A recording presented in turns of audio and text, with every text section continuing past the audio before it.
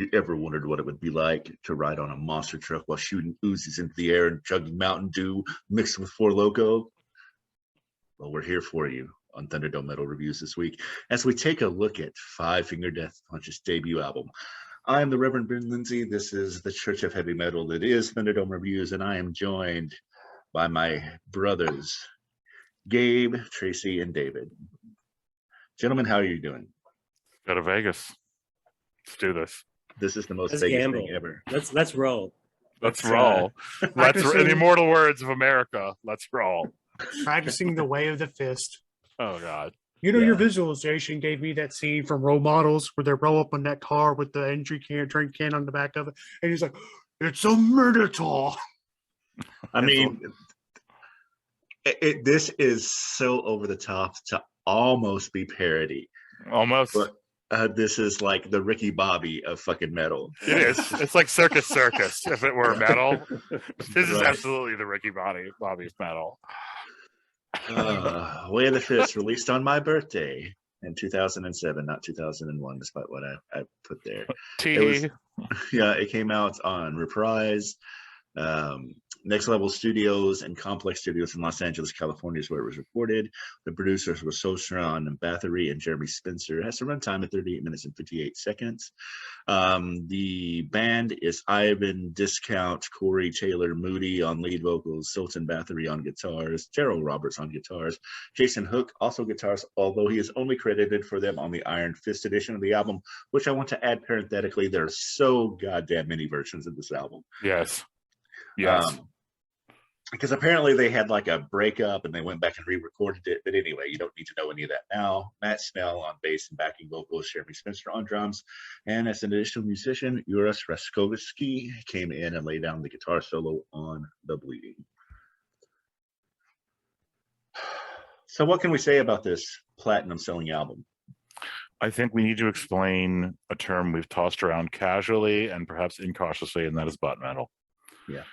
Which I want to preface is not in any way homophobic. We are literally referring to the fact that people that listen to it tend to be buttheads, and people making it kind of seem like dicks. I don't know. Is that a fair?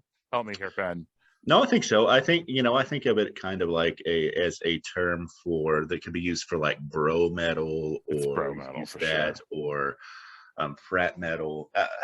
This is just, to me, this is kind of in that liminal space where Nickelback operates, and that this is a band that has figured out a formula for sure. And they're all more metallic, although maybe not, because I think some Nickelback stuff is actually heavier than what's on this album. But anyway, that plays with like the trappings of metal, but does it in such a way that is both very like wrap yourself in the flag and be tough, but also like we want to be played in the mall and bought by everybody.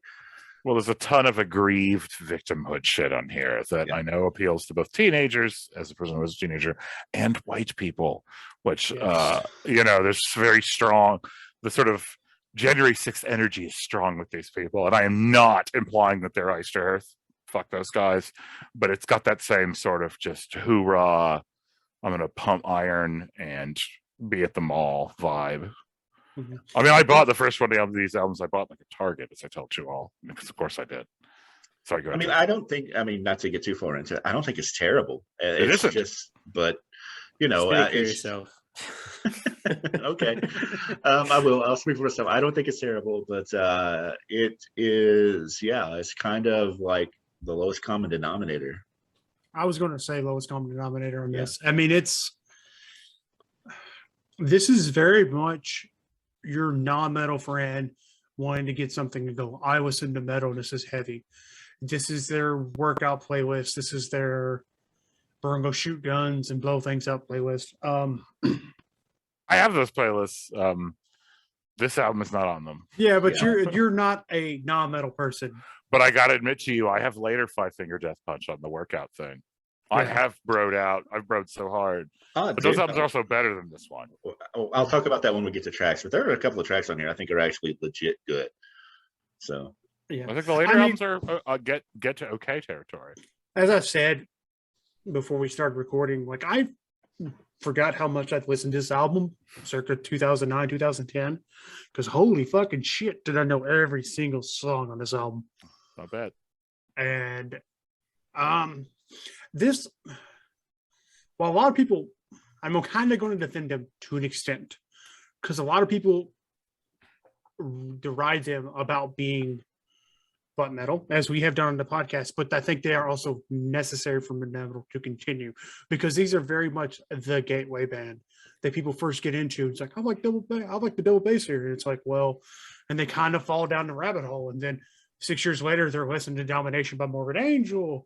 They like the mixing of the screaming and clean singing. And next year, 6 years later, they're doing Scar Symmetry and Trivium. And so like, this is very much an accessible gateway band for non-metal people. And these guys, I want to say, is like the 2000s edition of Avenged Sevenfold, if that makes sense, because Avenged Sevenfold came out in the late 90s, and their first 2 albums are heavy as shit.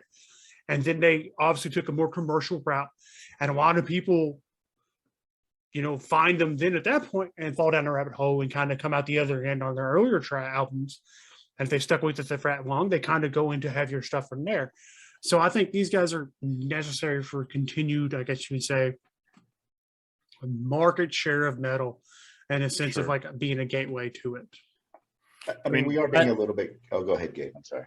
I was just going to say, I'd love to believe you, Tracy. Like, I would really love for that to be the case. I just don't know if it is, and I don't know how we could prove it, because like, if you're going to buy this record and you're going to dig it, why would you want to go anywhere else? Like, they're you know what I mean? Like, there's just like, they give you like a pretty big package of formula, and like once you have that, it's like, okay, like, you don't actually need anything else. But there are aspects of that formula that you may enjoy more than other aspects of it, and then I want to find more of this. Sure, like no, it's possible. I'm not saying what you said isn't true. I'm just saying, like, I want it to be true. I think it would be nice for people to branch out after something like this. Well, I know in the past we have likened them to Disturbed quite a bit, and I am an example of getting on the ride at Disturbed and finding more post-Disturbed. Maybe it's my own personal bias, but I don't disagree with what Tracy said. But I think this is Training Wheels metal, whereas I think that both Disturbed and Avenged Sevenfold are like a step up. And that's probably debatable. But and a lot of like my problem with this band, which I have railed about on several occasions, is the fact that like I find it to be so disingenuous, and that's from seeing them live, not from anything that they have on record. Could you talk about that experience a tiny bit? Because I actually don't think you said a whole lot about it on camera. I'm not trying to get you in a beef with them, but it affected my view of them hearing you talk about it. It was just one of those things, and I have since, and actually preparing for this episode, discovered that this is kind of a thing that Ivan Moody did, especially back in his heavy drinking days. Oh shit! But it was one of the things where they like pulled like all the rock star bullshit, the excess bullshit. Yeah. Like they came on stage like 45 minutes to an hour late. Then he clearly didn't know where they were. And instead of like, they have a lot of songs on the radio, to Tracy's point about like really knowing this album. And some of those songs are hits and earworms, and they're good pop metal songs. I'm not angry at them. It was just one of those things where he'd be like, yeah, and he would like it was like he was on VH1 Storytellers or some bullshit, because he would rap for like 5 to 7 minutes. And then it's one thing if you're going to interact that much with your audience, if you are actually interacting with them, and it's not just a canned staged performance where you can tell that he says the same thing, tells the same story before every song at every stop. And I was just like, come on, dude. That reminds me of the Motley Crue's final tour that they played in LA like 4 days in a row, and it was exactly the same show, word for word, for 4 days. If you went to the first day and the fourth day, nothing changed in between. Yeah. So, and what I found out is like, in reading up on this, like personal issues aside, because there is some, I agree with David. I don't think that these are like ice earth level, like treason against the Capitol, but Moody has had a couple of charges of domestic violence, which I don't know the outcomes of, but he was at least charged. And like he also one time got super drunk on stage and had to be escorted off and said that it was because his mom was dying, and his sister came out and goes, our mom is fucking fine, he's just lying about this, you know. Sure. Which makes, and I think he's actually a really good vocalist. I like the sound of his voice. Yeah, it just makes him seem like a incredibly large douchebag. But on the flip side of that, the guitarist like runs charities for veterans and stuff like that, which, you know, I hate our imperial war machine, but the veterans are victims of that too and deserve it. Sure. to you know, the help and support of stuff. 100%. So anyway, it's just a complicated relationship that I have with this particular band. I mean, I think the vocals are just okay, but I feel like the lyrics are just over the top cringeworthy, and like no voice can fix that. I'm sorry. It's just like there's casual 2000. There's like yeah. cliche, like stupid, like aggrieved victimhood, like David was saying, like homophobia, sing speaking, like is just super cringe. You know, listening to this album, I had this one thought that always popped in my mind. Is like, has this the people, or especially, you know, Ivan Moody singing it, like, has he ever had a healthy relationship in his life? Because it doesn't feel like, just listening to the lyrics on this, it doesn't feel like he has a healthy relationship with damn near anybody. Well, it feels like really appealing to teenagers. You know what I mean? Like, Agreed. You know, you're pissed off at mom and dad, you're pissed off at school, you're pissed off at someone, and you're gonna find yourself in one of these songs. Like, you're just gonna be like, you don't understand me. You don't know I'm going to change the world and kick everybody else's ass. And like, it's like, that's like the tenor. That's the one note of this record is like. I agree with that 100%. And, you know, I just tried to decide if it was like, am I crazy? Because I liked some of those later songs. So I listened to the 2 albums after this and one, maybe 4 after, the ones that are like on some playlists I have. And part of me gets it because they're just better than this in terms of like his vocals are better. Like they figure the formula out, the writing's a little more complex. So they're still incredibly formulaic and have some of the same problems thematically, but they're just better than this. But it's their first album. But on a certain level, all these problems remain. And I've never considered them like, man, I love this band. No, some of their songs, you know, have a lot of adrenaline and have decent riffs and some good drumming. And I think he has a good voice too, but it's formulaic as shit, and it is super formulaic. That's why I made the Nickelback comment. But they're also just catchy enough, and they on the radio enough that if they come on, it's very easy to sing along to. Yeah, you hear it over and over. That's exposure. And to Gabe's point, the lyrics are so cliched that it's very easy to guess what's going to be said next. Yes, 100%. It's no, they know what they're doing, or at least their A&R rep or their producer does. I don't know. I get it. It's like an amusement park. It's in Vegas, man. It's Vegas. What did you say, Skittles? Is that what you were? Yeah, it's like I love Vegas like I love Skittles. I know that it's not good for me, but that it's objectively bad, but I still like it. Which is not the way I feel about this band, but I think it's a pro. This is the Vegas band of all time. Agree with that. Do we want to talk about songs or? Yeah, let's do it. Let's get into the songs. Oh man, so I listened to 3 extra songs that I didn't have to. Well, you probably listened to one of the like 5 reissues that they did of this damn album. There were so many. I know I had to try and pick which version I wanted, because then there was like one with acoustic shit and didn't need any of that noise. I'm like, I do not need the bleeding acoustic. I mean, on a certain level, these are all the same song, right? A little bit. I mean, and let's be clear, this album did incredibly well commercially. Yeah. This band has every album this band has put out has gone platinum. Jesus. Yeah, that sounds right. In a day of stealing music or streaming it. But about these tracks, I actually like the bleeding. Is it trite? Yes. Does it play into all the emo bullcrap tropes? Yes, but I actually find it okay. Is it also overplayed? Yes, because it's like the album that like really hit for them or the track that really hit for them off this album. The rest of it is just generic mallcore, honestly. It's not It's not good, but it's not bad. It's constantly played. It's not challenging. It doesn't do anything for me. I don't like any of these tracks.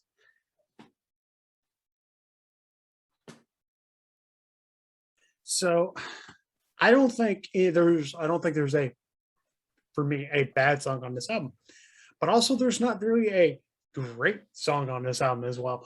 Like, they're all good enough. In which I know every song of this album, as weird as it sounds, say, you know, they're all not bad, but they're all not great. And, you know,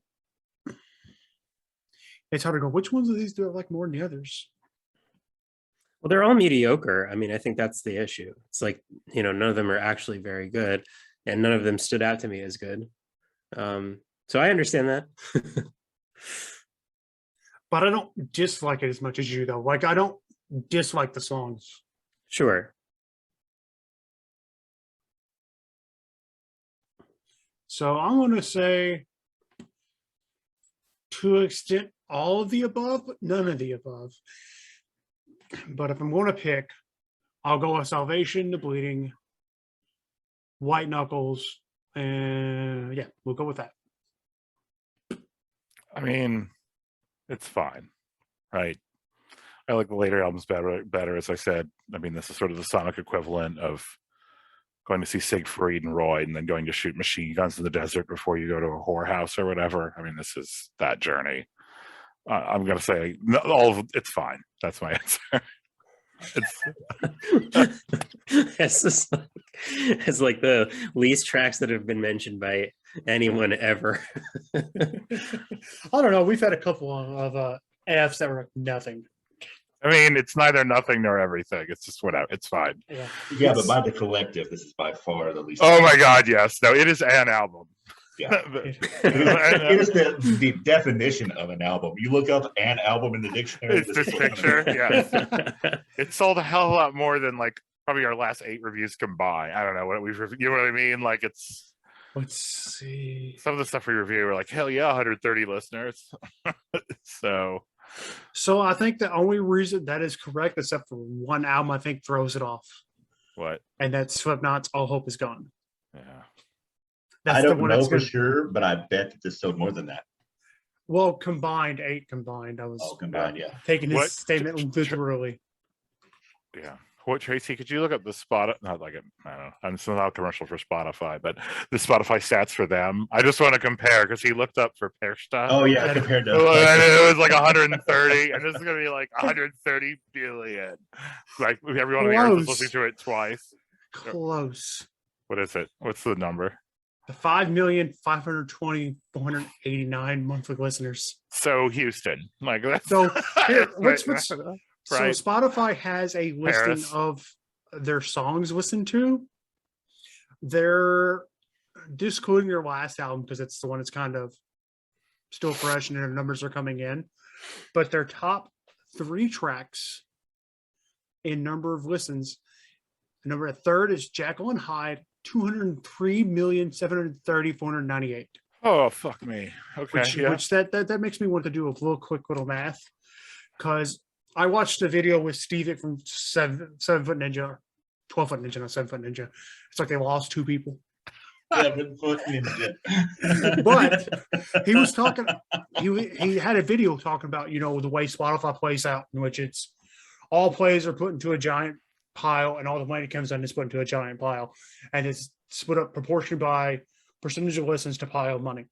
So for the average artist to get money, it's 0.007 cents per listen. So 0.0007 is how much they get off a play. Let's just say off of Jekyll and Hyde at its 203,730,498 listens. That means the band walked away with $142,611 off that song. Not very much money, though, actually. Well, but they're actually also big enough because certain large artists are able to change the algorithm on that, the payout a little bit. And I don't know the particulars, but I would say that, again, as a multi-platinum, every album being platinum, they're approaching the level of star status that they can renegotiate the contract or pull it off the streaming platform. And they're actually have enough listens that would matter to some of those. Oh, yeah. Theoretically, anyway. Their second is Bad Company at 229,381,541 listens. Bad Company, the original Bad Company, and they butt metaled the hell out of that song. But that's they did. My mom was not happy with that cover either. She heard it, was like, "That's not fucking right." Yeah. But that is it was the egregious drop of their fucking name into it that really pissed me off. But anyway, that was that's a cool $160,567 for them. And their most listened to song is "Wrong Side of Heaven" at 243,402,558 listens at 170,000. So they brought in just shy of $700,000 off them 3 tracks. Allegedly. Yeah, allegedly. Spotify's probably paying them less than that. Yeah, sure, or maybe a little bit more. I mean, I'm sure Moody could burn through 700 grand in 20 minutes. It's Las Vegas. I'm sure he can. I'm sure he has. Easy come, easy go. Yeah, totally, dude. So when you live that kind of hard lifestyle, that aggrieved lifestyle, that's how we roll. Let's roll, in the words of everyone. Greatest thing. It's a D. A D. I mean, it passes, and it's passably played, but man, it's just a whole bunch of mediocre nothingness served up on an album, targeted to anybody who, drives jacked up trucks and wears cowboy boots and American t-shirts. Those people outnumber us by a lot, Ben. They do, and I'm not saying that if this is your favorite band, your favorite band sucks, but more power to you. I like that. We're gonna have a lot of people jump on for just one album review, but fuck these guys and just downvote everything else. Comments about this. Any publicity is good publicity. Tracy. That's right. It's still engagement. It's still engaged. The algorithm will still steer people towards us, so it's fine. What do you think, Tracy? I assuming you're not going to give this a D. Oh, I'm not.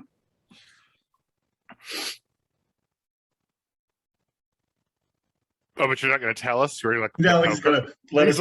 He's going to play poker with us. Like, I'm like, oh, okay. I'm going to give it a B. I'm going to give it a B. I can see that. Sure. I think it's a good enough album, but nothing really makes it stand out distinctively from a lot of other shit. Well, let me put it this way: from an artistic standpoint, and making it, and I know I gave that album an F because it was so long, but Mastodon kicks the dick off this album. Oh, 100%. I mean, yeah, they do. I will listen to 800 Mastodon albums before I listen to one Final Finger Death Punch album. But that Five Finger Death Punch album is going to sell twice as much of those Mastodon albums combined. Not wrong there. Gabe, you just want to go and pencil you in for an F? I just need to know how low it's going to go. Yeah, that's definitely where I'm going because I can't see myself listening to this for any reason, and I would much rather listen to that record we just reviewed before this.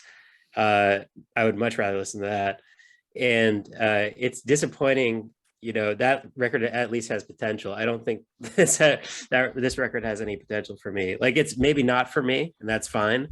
But it doesn't scratch any itch for anything that I would want to listen to. And yeah. So what's it going to be? I'm going to give it an F. I mean, I need a letter grade. That's 60-point difference there. Is it an F? That is a letter grade. You need a numeric grade. Just give it a like a 55. I knew he was going to like a solid F right there in the middle. Exactly. A sub F, which is a 45. All right, go ahead, Tracy. I was going to say, David, are you going to continue the trend of being a grade different from everybody else and be an A or C? Oh, I'm in the C range, friends. Yeah, because I think their later albums get into the upper season, even B territory, maybe. But this one, it is sort of lowest common denominator. It's so aggrieved. He's just so mad. I don't know. It's just listening to the later ones. I'm like, they don't have any of the, like even this. So it's formulaic. The formula isn't that good yet. Like I don't think this album is as good as those albums. So I'm gonna give this one a C-, which maybe is a recognition of sale. I know a ton of people like this band, and I, like some of their later music. So maybe I'm weak like Tracy, but C-. Like I said, there are certain tracks that are back before I had satellite radio or at a time and like my CD player didn't work or something, and I was just having to listen to rock radio. If one of these songs came on, I would be like, all right, well, at least it's not something that I've heard a million times or another fucking Rush song. But although, again, artistically, Rush kicks this in the dick. But, so, yeah, it's.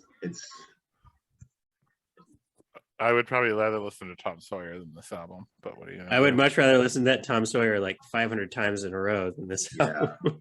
There are Rush songs that I probably wouldn't want to listen to more than this, but Tom Sawyer is like Spirit of the Radio or something like that, all over this all day. And really Tom Sawyer only because like WZZL used to play that song like every 30 minutes. So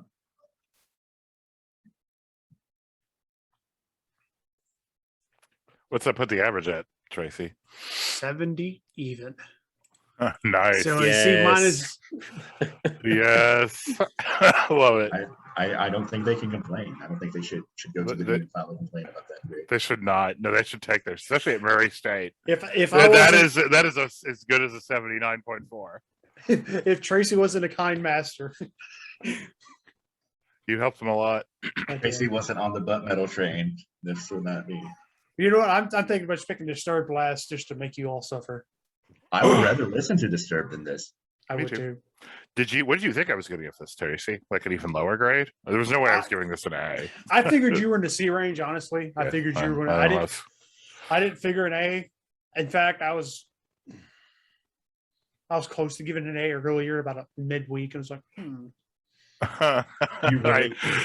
were going to give this an A? I'm sorry. It was your grade. You can do what you want with it. Yeah, it was my grade. But just from how much I knew it, and it wasn't going to be a high, it was going to be like a 90. Like, I get it. Just enough. Was it what? It probably didn't help the way we were talking in the chat. It didn't. Everything in general. We fucked up the sample, guys. We fucked up the sample. They're gonna shut us down. Like, cause that chat. There's a chat, everyone on Twitter. Yeah, I didn't even have to read that, guys. I mean, like, this is the first time I listened to this shit, and this is also probably the last time I'm gonna listen to this shit. So. No worries. I can't wait for the 5-figure Death Punch blast. Tracy's gonna whip out in year 16 of Thunderdome. Just year 8, and it's just Gabe's gonna sit there and listen to it and be like, nope, I guess it's the time to die. I mean, but sorry, I can't, guys. I gotta water my cat. Some to us all. Yeah, my basement needs renovating again. My murder basement needs renovating. Oh, available on iTunes. So, Tracy, what in God's name is happening next? Next, we are jumping into our albums for November and doing Ben's pick, Black Label Society's Doom Crew Incorporated. I'm looking forward to that. The 2 tracks that I've heard of that I thought were pretty decent. Sounds fun. Should be fun. Indeed. Yeah.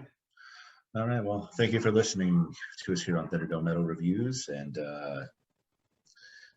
I guess if whatever the 5-finger Death Punch fans call themselves want to come after us, come on. The 5 fingies. The 5 fingies. you can make an alliance with the Harpoon Boys and come after me. I ain't worried.